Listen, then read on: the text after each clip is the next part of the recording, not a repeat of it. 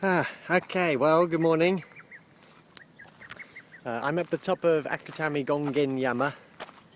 This is the second main peak of the Kakamigahara Alps. When you start where I started, at Sahara Park. This is my second attempt at crossing the Kakamigahara Alps. It'll take me all day, probably 8 to 10 hours.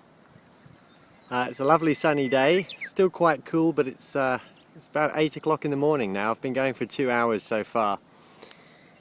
It'll heat up later, but I should be under the trees by then. I like my hat. First time I've worn it. Looks a bit silly, but it's nice and white. Apparently mosquitoes and bees are attracted to black clothes, because that's where the heat is. So I'm wearing a white hat, and this, as well as keeping the sun off the back of my neck, it keeps the mosquitoes away from my ears, which is pretty cool too. So even if it looks silly, it's worth wearing.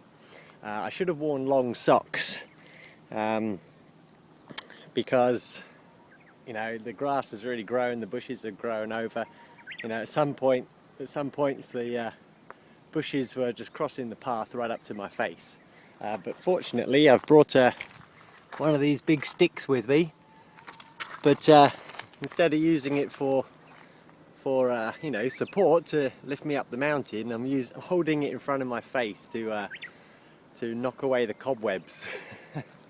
And then the cobweb wraps around the stick and my hands, and it's all yucky. But got to be manly about these things. Anyway, I've got a long way to go, another 20 odd kilometers in that direction. I'm sure the battery on my phone will run low, so I don't think I'll be able to talk much today. Isn't this beautiful? It's a little bit hazy, but still very nice. Okay, here we go.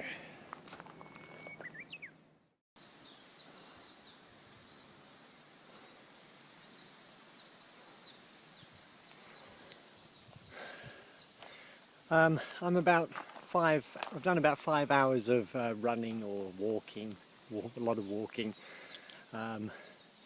It's been really tough today, and I was, all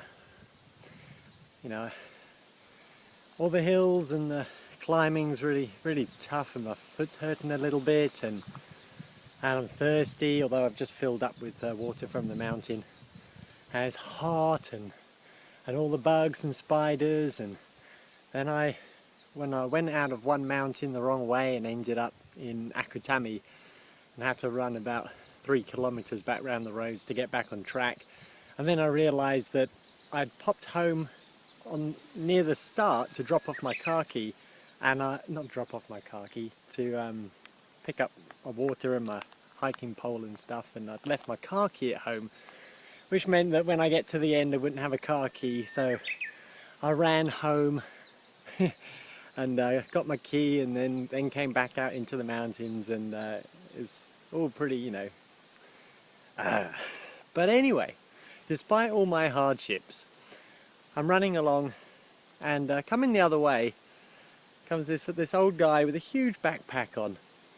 So we stop and have a chat, and his name's Nakagawa-san, and 70 years old. He's got this huge backpack on filled with 30 kilograms of stones, and he was going the other way, hiking 20 kilometers over the same terrain that I'd just been over. And I'd had a chat with him, and he's climbed up all of all the mountains in Japan over 3,000 meters, which is really saying something.